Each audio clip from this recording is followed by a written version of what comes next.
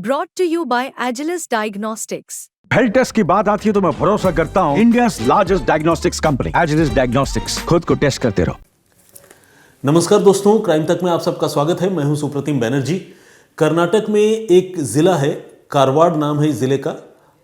अगर इस नाम के प्रोनाउंसिएशन में मुझसे कोई कमी रह गई तो जो लोग कर्नाटक से हैं या जिनको इस जगह के बारे में पता है तो वो मुझे करेक्ट कर सकते हैं। तो बहरहाल इस कारवाड़ जिले में एक गांव है, नाम है हंकन। इस हंकन गांव में 22 सितंबर को एक मकान में सुबह सुबह डाका पड़ता है। हथियारबंद डकैत घर में घुस आते हैं और घर में जो भी लोग मौजूद हैं, खासकर गृहस्वामी और उनकी पत्नी और दूसरे लोग, उनके साथ मारपीट करते हैं बुरी तरह से। और जो इस घर का मालिक है उसका नाम है विनायक नाइक। विनायक नाइक को तेज़ धार हथियार से वार करके मौत के घाट उतार देते हैं, यानी विनायक नाइक की हत्या कर देते हैं। उम्र है तकरीबन 58 साल। अब डकैती तो हो जाती है, डकैत वहाँ से फरार भी हो जाते हैं। और जब पूरे गांव में ये खबर फैलती है, जब पुलिस पहुँचती है तो सीन ऑफ क्राइम को देखकर जाहिर है लोग हतप्रभ रह जाते हैं। विनायक नाइक इस गांव के थे तो ज़रूर, लेकिन यहाँ रहते नहीं थे। वो रहते थे पुणे में, और पुणे में उनका शराब का कारोबार था। लिकर बिजनेसमैन थे वो, लिकर ट्रेडर कह सकते हैं आप उनको। तो वो अपने गांव आए हुए थे। कुछ रोज़ पहले वो अपनी दिवंगत माताजी की याद में रखे गए एक पूजन प्रोग्राम के सिलसिले में, एक पूजन कार्यक्रम के सिलसिले में अपने गांव आए हुए थे। और इससे पहले कि वो वापस पुणे लौट पाते, डकैतों ने उनके घर पर धावा बोला और उनकी हत्या कर दी। अब जब पुलिस को खबर मिली तो पुलिस मौके पर पहुंची, डेड बॉडी को रिकवर करके जांच के लिए भिजवाया गया। और इसी के साथ पुलिस ने डकैतों की तलाश शुरू की, ये पता करने की शुरुआत की कि आखिर वो कौन सा गैंग हो सकता है जिसने इस गांव पर अचानक धावा बोला और इस तरह से एक प्रोमिनेंट बिजनेसमैन की हत्या कर दी। एक ऐसा बिजनेसमैन जिसका ताल्लुक इस गांव से था, लेकिन जिन्होंने अपने कामयाबी के झंडे जो है दूसरे राज्य में भी गाड़े थे, यानी पुणे में। नमस्कार दोस्तों, क्राइम तक में आप सबका स्वागत है। मैं हूं सुप्रतिम बैनर्जी। कर्नाटक में एक ज़िला है, नाम है कारवाड़, और इस कारवाड़ ज़िले में एक गांव है हंकन। इसी हंकन गांव में 22 सितंबर को एक बड़ी वारदात होती है। गांव के एक मकान पर सुबह सवेरे डकैतों का एक झुंड धावा बोलता है और लूटपाट करता है। इसी क्रम में डकैत जो गृहस्वामी है, जिस मकान पर वो हमला करते हैं, उस मकान के जो मालिक हैं 58 साल के विनायक नाइक, उनकी तेज धार हथियारों से वार कर हत्या कर देते हैं। उनकी पत्नी भी जख्मी होती है और इस हमले में कुछ और भी लोग जो उस परिवार के हैं उन्हें भी चोटें आती हैं। और डकैत घर की कीमती चीज़ें लूटपाट करके वहाँ से फरार हो जाते हैं। जब गांव वालों को इस वारदात की खबर मिलती है तो फिर फ़ौरन वो पुलिस को इत्तला देते हैं। घर के लोग, जो ज़ख्मी लोग हैं, वो भी पुलिस को बताते हैं। पुलिस आती है और जो सीन ऑफ क्राइम है उसे देखकर लोग जो है वो सकते में आ जाते हैं, क्योंकि जिस बेरहमी से विनायक नाइक की हत्या की गई थी वो अपने आप में बहुत विचलित करने वाली बात थी, क्योंकि उन पर तेज़ धार हथियार से हमला किया गया था और पूरा जो मौका वारदात है वो खून से सना हुआ था। तो खैर, पुलिस इस मामले की जांच शुरू करती है, परिवार वालों से पूछताछ करती है, लेकिन परिवार के लोग यही बताते हैं कि अननोन रॉबर्स थे और उन्होंने घर पर हमला किया और लूटपाट करके चले गए। लूटपाट करते वक्त उन्होंने घर की कीमती चीज़ें घर वालों से देने के लिए कही और विरोध करने पर जो है उन्होंने मारपीट की और हमला भी किया। तो जो मकान मालिक हैं विनायक नाइक, ऑब्वियसली उन्होंने अपने घर में हो रहे डकैती का विरोध तो किया ही था। तो उनको जो है इन लोगों ने ज़्यादा टारगेट पर लिया, ज़्यादा निशाना बनाया और तेज़ धार हथियार से ऐसे वार किए कि उनकी जान ही चली गई। विनायक नाइक बेसिकली इस गांव के रहने वाले तो थे ज़रूर, लेकिन इस गांव में रहते नहीं थे। वो रहते थे पुणे में, और पुणे में उनका इलेक्ट्रॉनिक अप्लायंसेस का कारोबार था। तो जो उनका बिज़नेस था वो ठीक ठाक था, फ्लरिशिंग बिज़नेस था। और अब बाहर किसी दूसरे राज्य में जाकर जिन्होंने अपने कामकाज का लोहा मनवाया हो, एक कामयाब इंसान हो, जब गांव में वो आते हैं तो गांव में भी उनकी इज्जत काफ़ी ज़्यादा थी। तो इस लिहाज से देखा जाए तो वो गांव के लिए जो है एक प्रतिष्ठित लोगों में उनकी गिनती होती थी, लेकिन अब उनकी हत्या हो चुकी थी। तो पुलिस जब मौके पर पहुंची और पुलिस को डकैती की घटना के बारे में पता चला, पुलिस ने सीन ऑफ क्राइम को अच्छी तरह से देखा, समझा। उसके बाद पुलिस ने ये पता करना शुरू किया कि इस घटना में डकैतों का कौन सा गिरोह शामिल हो सकता है।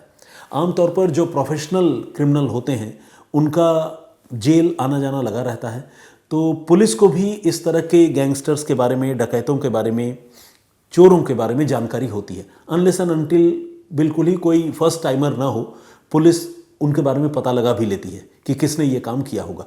तो पुलिस ने अपने मुखबिरों की मदद से बहुत कोशिश की ये पता लगाने की कि कौन से डकैतों के गिरोह ने इस हंकन गांव में धावा बोला था और नाइक परिवार में लूटपाट की। लेकिन लाख कोशिश करने के बावजूद पुलिस को उन डकैतों के बारे में कोई जानकारी नहीं मिली।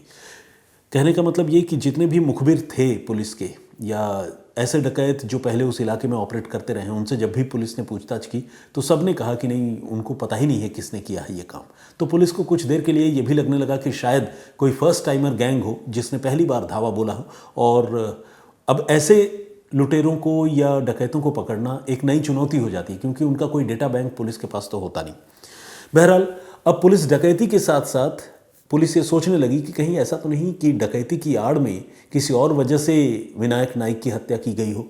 पुलिस अब इस कत्ल की मोटिव के बारे में पता लगाने की कोशिश करने लगी, लेकिन पुलिस को कोई मोटिव समझ में नहीं आ रहा था। ऐसे में पुलिस को लगा कि कहीं ऐसा नहीं कि जो पुणे में इनका बिजनेस है, कारोबार है, वहाँ से कोई बात लिंक्ड हो। ऐसा तो नहीं कि कोई बिजनेस राइवलरी वाली बात हो, या महाराष्ट्र में, चूँकि खासकर मुंबई में अंडरवर्ल्ड का एक समय में काफ़ी बोलबाला रहा है, तो पुलिस ये भी सोचने लगी, कर्नाटक की पुलिस, की कहीं ऐसा ना हो कि इस कत्ल के पीछे कोई अंडरवर्ल्ड का कनेक्शन हो। तो कर्नाटक की पुलिस जो भी प्रोबेबल थ्योरीज थी, उन सारी थ्योरीज को पता करने की कोशिश करती रही, और एक एक थ्योरी को वो एक्सप्लोर कर रही थी और लगातार निराश हो रही थी, क्योंकि सारी थ्योरीज जो है वो डेड एंड पर जाकर ख़त्म होती थी।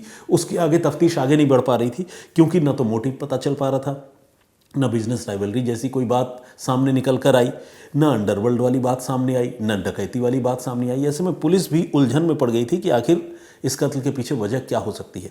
पुलिस ने, जिसे कहते हैं ना कि अपने आप को थोड़ा सा रीसेट किया, थोड़ा सा रुकी पुलिस की टीम जो इस मामले की जांच कर रही थी, थोड़ा सा अपने आप को रीसेट किया, और उन्होंने सोचा कि ठीक है, थोड़ा सा रुक कर ठंडे दिमाग से फिर से तफ्तीश शुरू करते हैं।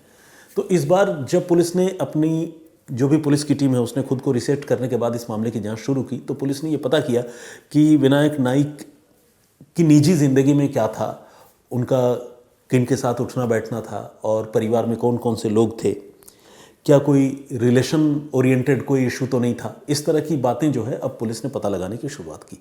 पुलिस बहुत खामोशी से सारे मोबाइल फ़ोन की CDR भी निकलवा रही थी, आसपास जो गांव के लोग हैं उनसे भी पूछताछ कर रही थी।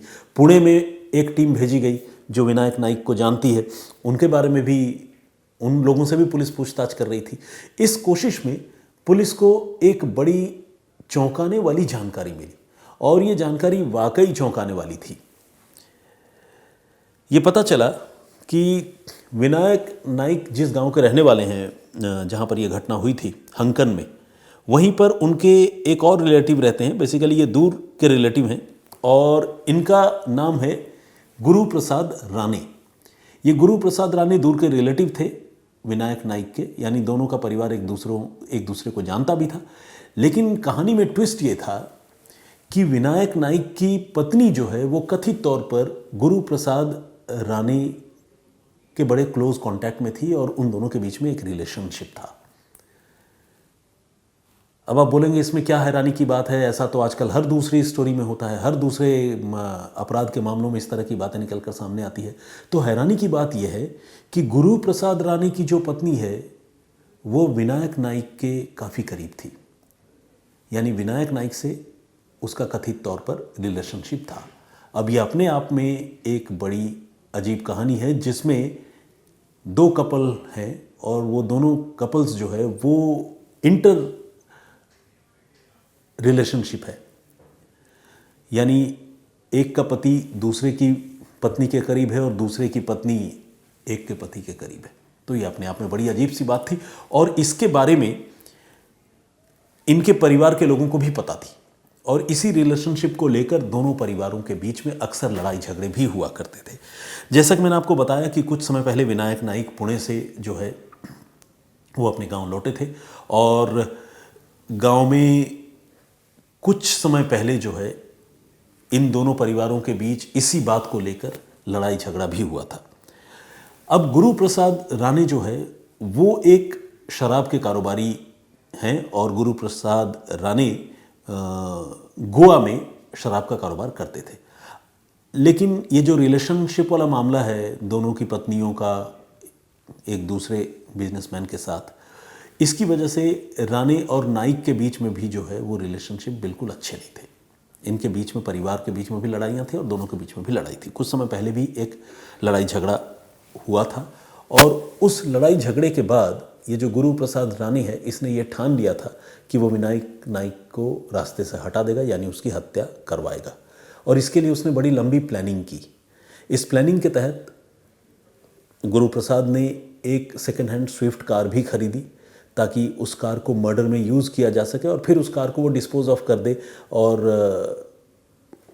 चूंकि कार किसी और के नाम पर थी, सेकेंड हैंड उसने खरीदी थी, नेम भी चेंज नहीं कराया था, तो उसे पूरा यकीन था कि पुलिस उस तक पहुंच भी नहीं पाएगी। इसके बाद उसने 3 अलग अलग लोगों से बातचीत की जो सुपारी किलर के तौर पर इस घटना को अंजाम देने वाले थे। 24-25 साल के 2 लड़के दिल्ली के जिनका नाम अजमल और मासूम है। इन दोनों से किसी कनेक्शन के ज़रिए गुरु प्रसाद राणे ने बात की और साथ ही लक्ष्य ज्योतिनाथ नाम के एक और आदमी जिसकी उम्र 30+ है, वो असम का रहने वाला है, उससे भी गुरु प्रसाद राणे ने बातचीत की। और इस तरह से इन चारों ने मिलकर विनायक नाइक के मर्डर की पूरी प्लानिंग की। इसके बाद हुआ ये कि 19 सितंबर को ये जो राणे है इसकी पत्नी ने नाइक परिवार पर धावा बोला और इसी रिलेशनशिप वाले मामले पर नाइक की पत्नी ने राणे की पत्नी ने नाइक परिवार के साथ काफ़ी लड़ाई झगड़ा किया। और ये लड़ाई झगड़ा जो है वो इतना ज़्यादा बढ़ गया कि ये पूरी मर्डर की प्लानिंग हुई। और इसी प्लानिंग के तहत जैसा कि मैंने आपको बताया 22 सितंबर की सुबह गुरु प्रसाद राणे के इशारे पर ये जो बाकी लोग थे उन्होंने नाइक परिवार पर धावा बोला और धावा बोलकर तेज़धार हथियार से विनायक नाइक की हत्या की और पूरे मामले को डकैती का रूप देने के लिए रुपए पैसे जो भी घर में मौजूद थे वो चीज़ें लूटी भरसक और फिर वहाँ से फरार हो गए। और जैसा कि मैंने आपको बताया कि पुलिस जब इस मामले की जांच कर रही थी तो पुलिस क्लूलेस थी, क्योंकि शुरू में तो उसको लग रहा था कि ये डकैती का मामला है, लेकिन लाख कोशिश करने के बावजूद पुलिस डकैती के मामले में पुलिस की इन्वेस्टिगेशन जो है वो आगे नहीं बढ़ पाई। और जब पुलिस को इस रिलेशनशिप वाले मामले में जानकारी मिली, गुरु प्रसाद राणे के बारे में जानकारी मिली, तो पुलिस ने एक एक करके इस मामले में जो भी उसकी नज़र में दोषी थे उन पर शिकंजा कसना शुरू किया। अजमल और मासूम को दिल्ली से गिरफ्तार किया गया और ये जो तीसरा शख्स था जिसे कत्ल की सुपारी दी थी, लक्ष्य ज्योतिनाथ, असम का रहने वाला, इसे गोवा से कर्नाटक की पुलिस ने गिरफ्तार किया। और अब गुरु प्रसाद राणे को ये लगने लगा कि चूंकि उसके गुर्गे जो है उसके इस कत्ल के लिए बिछाए गए मोहरे अब पकड़े जा रहे थे, तो उसे समझ में आ गया कि ये कत्ल की साजिश खुल चुकी है। तो उसने पुलिस के हत्थे चढ़ने से बढ़िया जो है वो उसने ये तय किया कि वो अपने आप को ख़त्म कर लेगा और उसने गोवा में ही अपने आप को ख़त्म कर लिया, इससे पहले कि पुलिस उसे ज़िंदा गिरफ्तार कर पाती। तो इस तरह से रिलेशनशिप का मामला, जिसमें क्रॉस रिलेशनशिप था, इलिसिट रिलेशनशिप, उस क्रॉस इलिसिट रिलेशनशिप की वजह से 2 परिवार देखा जाए तो तबाह हो गए, क्योंकि दोनों के जो मेल मेंबर्स हैं उन दोनों की मौत हो गई। एक का कत्ल हो गया और दूसरे ने खुद अपनी मौत चुन ली। तो अपने आप में बहुत ही हैरान करने वाली कहानी और कर्नाटक की कहानी और पिछले महीने की ही कहानी। अभी हम अक्टूबर में हैं और ये सितंबर की ये घटना है। तो पुलिस ने इस मामले को फ़िलहाल सुलझा लिया है, लेकिन पुलिस को इस केस को सॉल्व करने में काफ़ी मुश्किलों का सामना करना पड़ा। लेकिन जब कहानी सामने आई तो कहानी वाकई बहुत शॉकिंग थी, क्योंकि इस तरह के रिलेशनशिप की बात आम तौर पर देखने सुनने को थोड़ी कम ही मिलती है।